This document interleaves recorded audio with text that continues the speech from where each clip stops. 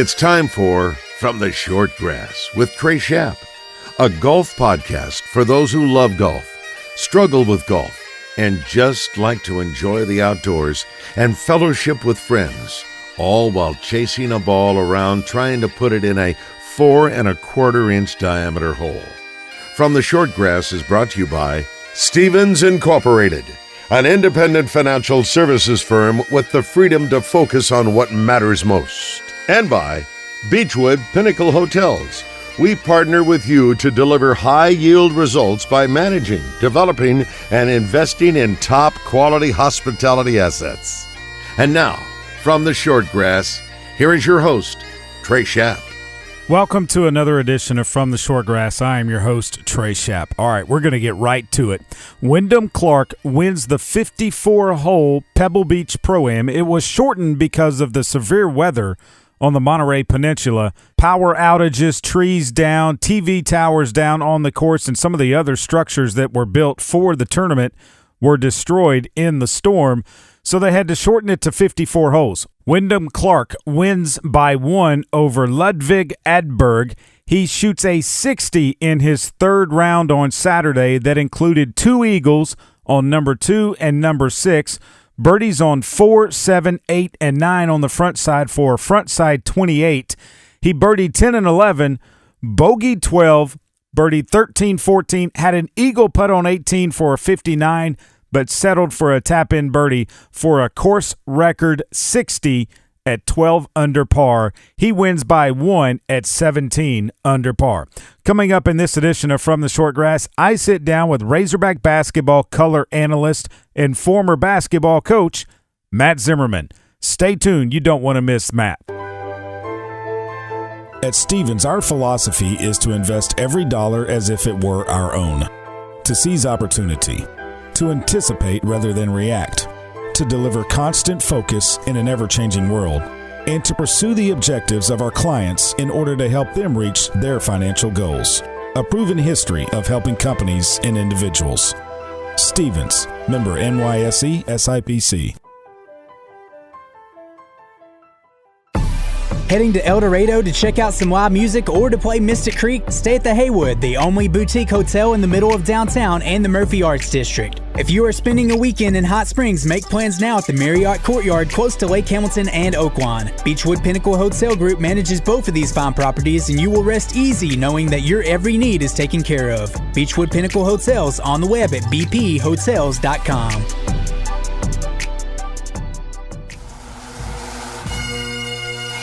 Welcome back to this edition of From the Short Grass. I am your host, Trey Shapp.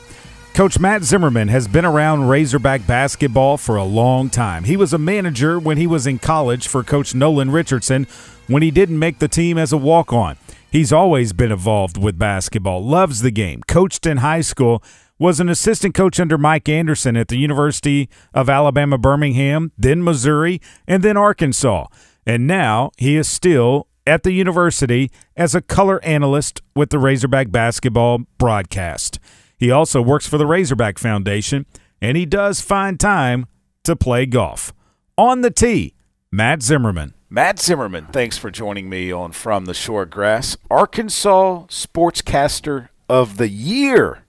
Crazy. Did you even know that was a thing, that it was coming? No, I really didn't. I have to plead ignorance. And I remember, like, people in the past getting sports writer or sportscaster, like Alyssa Orange, and me sending her a message saying, hey, congratulations. I never read on it or what it was or how do you get that. I didn't know anything about that. So right. It was that organization, National Sports Media Association, they're based out of North Carolina. They sent me it was on Twitter like in November that I was a finalist, but like Wes Moore and maybe Sully, who's won it a bunch, and Courtney Mims.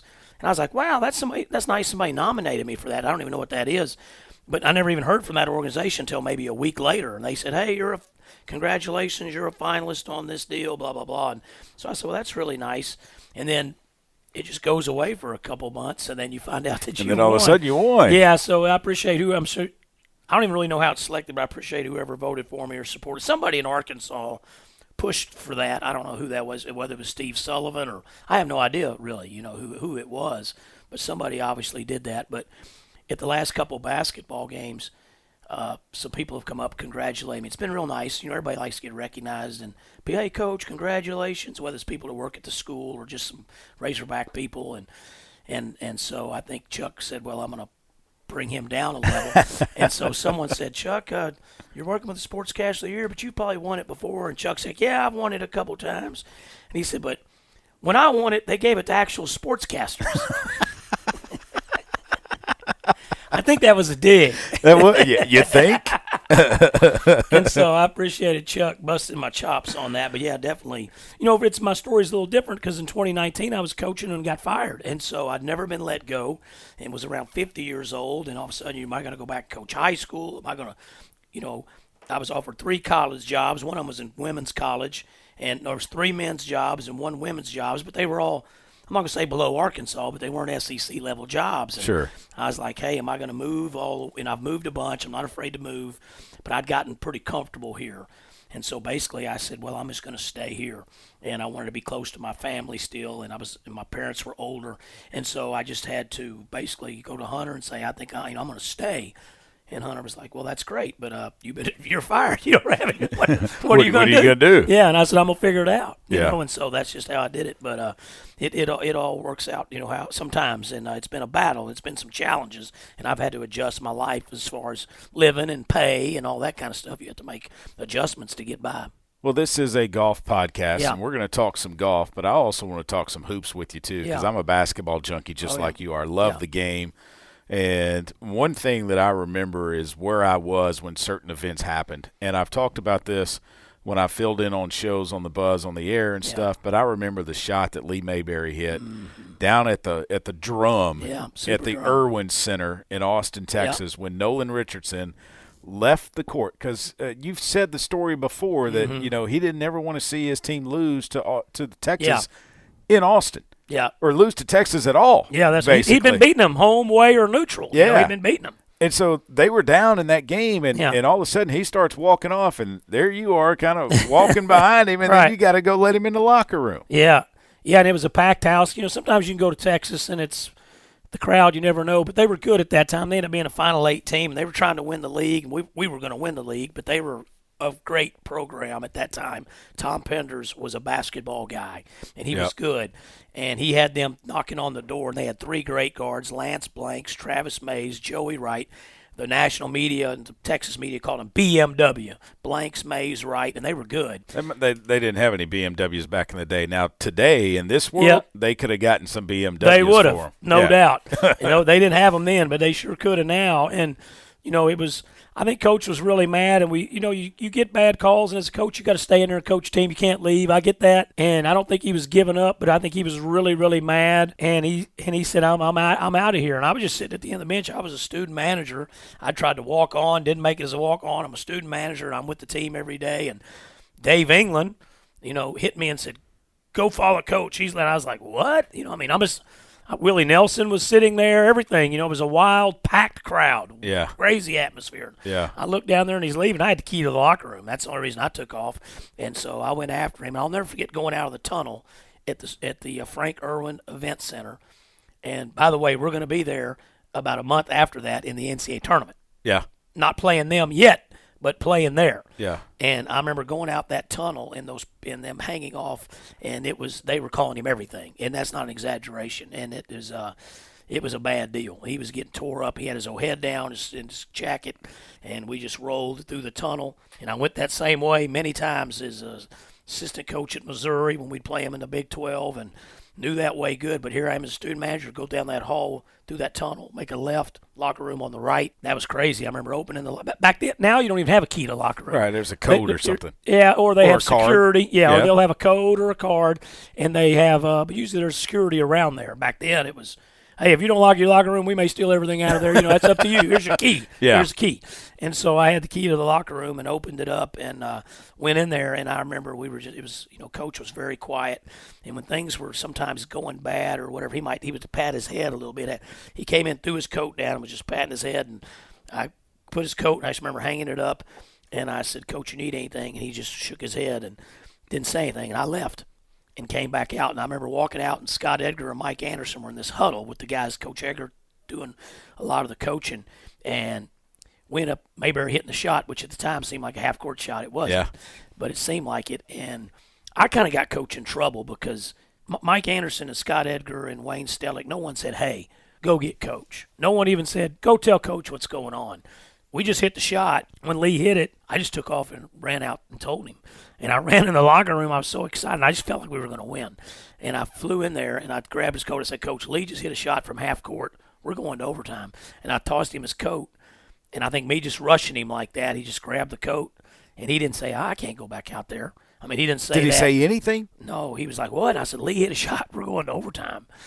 And we both just jogged out, and we went back out there. And at the time, I wasn't thinking about this is going to look bad, you know. Well, I don't think it looked bad. I mean, he's coming back out. He had to go to the bathroom. Yeah, right.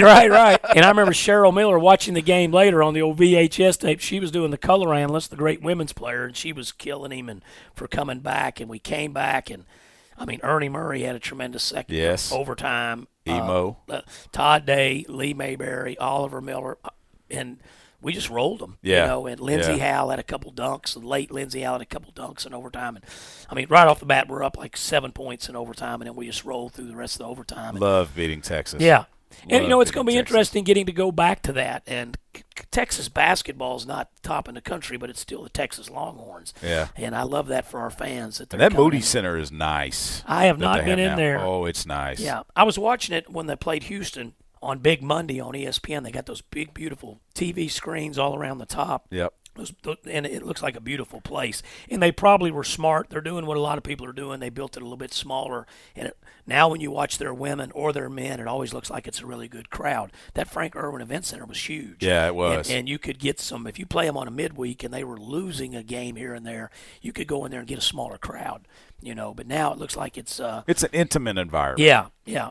Let's talk golf. Yeah. When did you first pick up a golf club? Do you remember? Yeah, in about the 9th grade, I was at a school. We didn't have golf, Wonderview, outside of Morrilton. But my brother-in-law, Jim Hartman, and my brother, Ken Zimmerman, they loved golf. And they were just kind of in their days of starting to learn to play and play a lot. And my brother Ken ended up being, it was at North Hills forever and North Little Rock. And then he was at he was a member at Pleasant Valley for a long time, and he raised 2 sons that played at Little Rock. Mitchell and Nick Zimmerman played golf at Little Rock, at that time UALR. So we were golfing people, but right around there, the closest place to play was Morrilton Country Club. Well, we weren't members at Morrilton Country Club, and we would go to a place that only the old school people from Central Arkansas would know. I don't know if you would know this, Trey, but there was a place outside. It was called Pine Valley. I've heard of it. Pine Valley. Yes. And it was, for us, it was really nice. And I remember a par 3 up on a hill that I always look forward to playing. It's not the Pine Valley that some associate with one of the best clubs in the country. No. This is a Pine Valley where you're playing through pine trees. That's exactly right. And it was kind of, I don't know, we'd go back, we'd go to Conway and exit, and then we'd go back, Valonia and back that direction. So I guess it was probably close to maybe to Cabot or Jacksonville. Yeah, close to the air base. Yeah. And it was called Pine Valley, and it was open for many, many, many years. And we used to love to go play there. And we go there on Sundays. Okay. So I was like 9th grade, 10th grade, and we would go a lot to play there. And that's where I started playing golf. And then the Army was just like coaching. College, I would play at Razorback Golf Course. Everyone would say Razor Rock. That's what they used to call it. But I liked playing there. It was Razorback. Yeah. And they always had student specials. And you could go out there in the evenings and play for pretty cheap, especially if you walked. And then when I went in the active duty in the Army, it's kind of like coaching. There are certain times where months go by and you can't play. You just don't. You're working too much.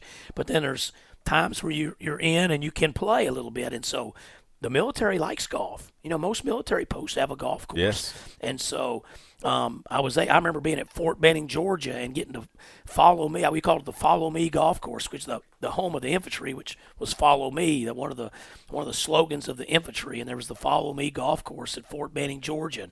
And, you paid very little. They took care of the military. Sure. And you had to pay, but it was very little. But it was a way for you to go out there and kind of get away from everything, though, right? So good to get away, and because it was Fort Benning, Georgia, beautiful pines and beautiful landscaping, because the military, they're going to take care of stuff. And really, when you're a 22-year-old kid away from Arkansas, 23 years old, it's like Augusta. You know what I mean? It's not, but it is, because you're in that neck of the woods. Yeah, you're close. You're close, and you're like, this is like Augusta National, and it was the tall pines and beautiful landscaping and flowers, and it was the military was good, and then got out, and I got to play more golf when I coached high school. High school coaches work very hard, but like when they opened Chamberlain Country Club, Johnny Chambers at Chamberlain was good with coaches, and he didn't let us play for free, but we got to play for way less than what we didn't have to make an initial payment, and we had to pay a monthly, but it was less monthly, and he took care of the local coaches. Chamberlain's a good golf course. That's a great country club too. Yes, and they took care of us and all the people at Danville, Arkansas, and they let us play there, and we'd pay, and we weren't making much money. And so even when I was coaching at Plainview or Dardanelle, Danville was one of our rivals, but we were in the county, so they let us play and they let us join. So, as a high school coach, you felt like I'm a member of a really nice club. Yeah. They had the beautiful clubhouse, it was tremendous back then, and so you felt like I'm a member of a big time country club. And then when you get into college, you just play when you can. It's like then you get to more scrambles and charity events, and maybe you can get a Sunday booster outings and stuff like that. It's more of that. And we were fortunate because my head coach, Coach Anderson, he took up golf late. He played basketball throughout most of his college coaching career. He was still a noon pickup basketball guy. But his boss, Nolan Richardson, was a lifelong golf lover. He loved the game of golf. He even had a golf tournament that ESPN would broadcast from up in Northwest Arkansas. In Rogers. We were interviewing Seth Greenberg when he came in town for game day, and someone said, "Had you ever been to?" He said, "Yeah, I've been here a couple times to see Coach Musselman's team practice." He said, "But I've been here 25 years ago." He goes, "I came 5 or 6 years in a row, and I played in Coach Richardson's golf tournament because he brought all these coaches in. I mean, Roy Williams, everyone came into this deal. Bill Self, Tarkanian, Jerry Tarkanian, a lot of these guys that are passed away, and they used to come in and play that. There's Wayne Stellick, who was on Coach's staff. In his house, he's got the pictures of all the coaches each year. And it is really impressive when you sit there and you pick out all these great coaches, from Lou Henson to all these guys that would come, Tubby Smith, that would come and play in the golf tournament. And it was really neat, and those guys loved it because Coach paid for everything. Coach was at the pinnacle at that time of Arkansas. They'd come in, they'd put them up in Rogers, and they'd stay, and they'd fly the coaches in, pay for their lodging. You could do that back then. There was no portal. And in May, when school got out all across the country, all the kids went home for 2 or 3 or 4 weeks. Yeah, it wasn't a 365. No. And you couldn't work your kids out at that time. You couldn't have them on, there was nothing you could do back then. So the coaches got off, and they could have golf. If you had that kind of golf with Coach Musselman, which is not a golfer, but if he wanted to have that big tournament in May, he wouldn't be able to hardly get anybody to come because they're all scrambling in the portal and trying to get guys and keep guys from leaving. And it's really different now, but back then, and I think Dean Smith came to that. There was just so many coaches that came, Lon Kruger, all these guys that would come. And interesting about Seth Greenberg, I'd heard from Wayne Stellick that Seth Greenberg would come every year. And some of the tournament, I think they would play with, people that had bought teams. And then the other part of the tournament, they'd have parts where they could play with just the coaches. Yeah. And him and Bobby Crimmins were big partners. Oh, boy. And him and Crimmins, and we asked Seth Greenberg about it, and when he was talking about the golf tournament, and Seth Greenberg said, I said, "I heard you always played with Bobby Crimmins." He goes, "Yeah, they always had to put me with him." He said, "I was the only guy that could understand him because he was a New York guy. Bobby Crimmins was a New York guy." And Seth Greenberg had grown up in New York. So Coach Richardson brought a lot of coaches here. Coach Richardson loved it. But when I was coaching at UAB, Coach Anderson, when I first got down there, I was surprised that he played because I had never – You never saw him at Arkansas. He had never played. Yeah. And he had started playing like 2 or 3 or 4 years before that with Coach Richardson because Coach Richardson told him, "You really need to start playing golf. You can't keep playing basketball as much anymore. You're getting a little older. You need to." And we would play at UAB, and now there's times you just can't play at all. But we would get in that May, June around camps, and in July we couldn't recruit. We couldn't because we were recruiting. But then August you'd have some time, and we'd go play, and we could play at Greystone Country Club in Birmingham, which is a great course. Mm-hmm. They have a senior PGA champion. And they also host the women's SEC host the there. Women's. Yep. I got to play there probably 30 times out of the graciousness of those people. And then Coach had a membership at Hoover Country Club. And then there was a couple other courses that we could go play at. And Inverness Country Club, which there's also another infamous Inverness, but there's also an Inverness Country Club in Birmingham. They were awesome to us. And a lot of times you had to have Coach Anderson to go play at Hoover Country Club or Sure. somewhere, but Inverness would let us come out. If I had buddies in town from Arkansas or something, I didn't have to have Coach Anderson with me, and we could play. So, and even in Missouri, they liked their golf there. There was 3 really nice golf courses when I was coaching at Mizzou. One of them was Columbia Country Club, and one was the Country Club of Missouri. And then there was a third course opened while we were there, and they were awesome to us, and it was called Old Hawthorne, and it has kind of flourished since we've left and grown, and someone told me there's like 200 houses on Old Hawthorne now. When we left there in 2011, there wasn't a house on the golf course. It's amazing how college towns and cities are just blowing up, especially at the Power 5 level. They really are, and it's just they continue to grow, and it's awesome to see, and golf is still, to me, growing, and you hear golf slowing down, and you hear of a golf course closing, but it just still seems like it's booming. I know if you drive by Paradise Valley, who always has a strong membership, you drive by Paradise Valley sometimes on the weekends, and it's just cars everywhere. Well, what about the course that Mr. Tyson built that the University of Arkansas gets to call their home course, and that's the Blessings? One of the nicest and very hard. I mean, it is tough. It is tough, and but a beautiful place. And I love it when we host that collegiate invitational that they have every fall, and you go out there and just can walk around or ride around on a cart. It's just beautiful, and the weather's nice, and you get to watch all these golfers from all over the country play. The thing I like about it is the milkshakes.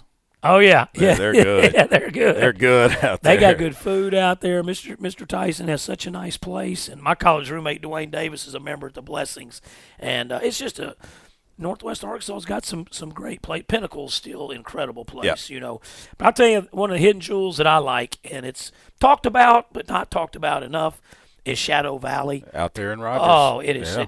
Tight. It is a nice tight. Oh, it ain't easy now. No. And that's another place. Mike Anderson used to have a charity golf tournament there. I remember going out there, and there was houses right by the clubhouse, and then that was it. And now you go out there, and there's houses all over. And my friend Rich that works there and who's been there, a big part of that growth, and his father-in-law, their whole family, they've done an incredible job, and Shadow Valley is so nice. But golf, it's an incredible sport, man. It really is an incredible sport. So how often do you get to play now that you're working for the Razorback Foundation and doing color analyst on the basketball games? I play a little bit more, mainly thanks to Dwayne Davis, my college roommate, because I have gotten spoiled. And Dwayne is a member at Camp Creek and at Shark's Tooth in Florida. Oh, Don't call him and hit him up to go because he only gets a limited amount of spots. But we go down there, and I prided myself when I was coaching, not taking vacation, not going anywhere. I mean, stuff I look back on, just dumb. I couldn't take a minute off. And you know what I mean? And so, but now I go down there. Like last year, we went for 10 or 11 days. It's the Panama City Beach area. Mm-hmm. And we played like 6 times down there. And those are, you get spoiled down there. It's so nice. And, but, I play more, maybe 20 to 25 times a year. I wish I could play 100 times a year, but I can't. Don't we all? Yeah. But when I was coaching, there was years, you might play a dozen times, so now if I've doubled that now, I can double that. And, so I like it. And I love go to different places. And, Trey, I'm spoiled. Still get to play in a lot of events. And I love going to Chenal to play in the Arkansas Sports Hall of Fame tournament. Mm-hmm. I don't play at Chenal, and I love to go to that tournament. And when Miss Johnson, when they invite me to go, I love that, and my brother would take us and we'd play at Pleasant Valley a couple times. I just love that. And you play somewhere different. And so it's good. And I still play in the Deer Camp Scramble back home, and we go to Cadron Valley. Oh, you've been there in Conway. There, yeah. Oh, yeah. Yeah. And so it's amazing. I'll send Lindy Lindsay a picture from a different hole. It's always on a Sunday. And there's a lot of teams that play in this. It's back home in St. Vincent, big deer camp, and they'll have a lot of teams. My brother-in-law, Jim Hartman, runs it. And I'll send a picture from a random hole. And most of the time, Lindy can tell me what that hole is. And they've got a lot of golf courses, the Lindsays. Yes, they do. But he kind of knows I'm going to, and he can almost always, now if it's easy, the little par 3 with the big American flag in the background. He can tell where you are. Yeah, but if it's even sometimes just a random hole, he'll be like, that's either number 12 or number 15. I'm like, that's number 12. Isn't that crazy? That is. But it's really interesting. And the Lindsays have done a lot for golf, and they've done a lot for a lot of old coaches and people that have played at Lindsay courses, and they've taken care of those guys for a long time. Best golf course you've ever played? I think I'm going to have to say Camp Creek in Florida is outstanding. I think second is Greystone Country Club in Birmingham, Alabama. I think those are the two. I'm not saying those are because they're a little hard. Yeah, they're a little hard, but they're really, really nice and very, very nice places to play. 3 other golfers, living and deceased, that you could play around a golf with. So a foursome, but you get to pick 3 others. Who would they be? Oh gosh, do they have to be? Well, I love. No, they playing. don't necessarily. Yeah, Dwayne Davis, my college roommate, because he's better than me, but I don't mind getting coached a little bit because I don't play it, and he's not going to stand over me all the time. Sure. He might, especially if I hadn't played in a minute and we get to play. I would say Dwayne Davis and probably my nephew Nick Zimmerman. He was a state amateur golfer of the year at one time, and you're involved with all that. I like playing with Nick. I like to try to get in his head, try to bring him down. Good luck. You can't do it. I like trying to bring him down a little. And, it's easy to say like all the great golfers, but they're so good, But I would say probably Coach Richardson because I liked playing with him, especially in his day. That'd be a fun foursome for me. Nolan Richardson, my nephew, and Dwayne Davis. We would have a great time. Yeah, we'd have a good time. Who is must-see TV when they're on playing? You're going to stop what you're doing and you're going to watch them. Well, I was always kind of obviously Tiger because that's our era of growing up. And then early on when Tiger was young, because I liked Phil Mickelson, so I wouldn't pull against him, but I wouldn't pull for Tiger. Does that make sense? It makes sense, But then not long, but soon after that, you're like that. Then you start kind of rooting for him, And I root for him, especially as he started getting a little bit older. I really liked a lot of the old time. I always liked Phil Mickelson back in his day. Would always watch John Daly because of the Razorbacks and would follow John Daly. And then Graham McDowell because he was a UAB guy. And I liked Graham McDowell and because I'd met him several times at UAB. And then he ended up winning a U.S. Open one time. McDowell did. He was from Ireland. And those guys but I also like some of the I liked David Toms. Some guys like that. Louisiana guy. Yeah, Louisiana guy. I liked him. I liked Corey Pavin. I would always root for him. And I liked Zach Johnson. They were kind of all smaller guys and kind of had to work, Yeah, had to work at it. Yeah, and then later I really liked Jordan Spieth. I don't know if he'll be able to he'll win here and there probably, but he's getting a little older. I used to like him because he used to seemed like he'd make it. It was like Tiger, right? When he putted, you expected him to make it. And now that's not as much for him. But I like Jordan Spieth. It's a crazy game, isn't it? It's a crazy game. But it's a fun game. And you got to keep up because you can get busy in life and turn your head from golf for 6 or 8 months, and you come back and you start seeing names that you hadn't seen. And you're like, well, where'd this guy come from? Yeah. And if I find it interesting, like the young man from Alabama that just won the PGA Tour. Nick Dunlap. And Dunlap's now leaving, which is probably good for Arkansas. I'm glad he won. He could go on. But it's interesting to watch these guys. Well, Z, thanks so much for your time. Yeah, absolutely. You're the best, and I love what you do for golf and everything that you do for people in Arkansas. Well, thank you, and congratulations again on the Arkansas Sportscaster of the Year. Thank you so much. I appreciate that. Heading to El Dorado to check out some live music or to play Mystic Creek? Stay at the Haywood, the only boutique hotel in the middle of downtown and the Murphy Arts District. If you are spending a weekend in Hot Springs, make plans now at the Marriott Courtyard close to Lake Hamilton and Oaklawn. Beechwood Pinnacle Hotel Group manages both of these fine properties, and you will rest easy knowing that your every need is taken care of. Beechwood Pinnacle Hotels on the web at bphotels.com. That's all the time we have for this episode. Before we go, I want to thank Beechwood Pinnacle Hotel Group. Matthew Allen, Blair Allen, they know how to manage hotel properties. When you need an overnight place to stay, go to their website, bphotels.com, and find one of the properties that they manage. Also, remember, when you find your ball mark on the green, fix it and a couple of more. And I hope to see you sometime soon from the Short Grass. You've been listening to From the Short Grass, a weekly podcast dedicated to the game of golf. This has been a presentation of the Buzz Radio Network.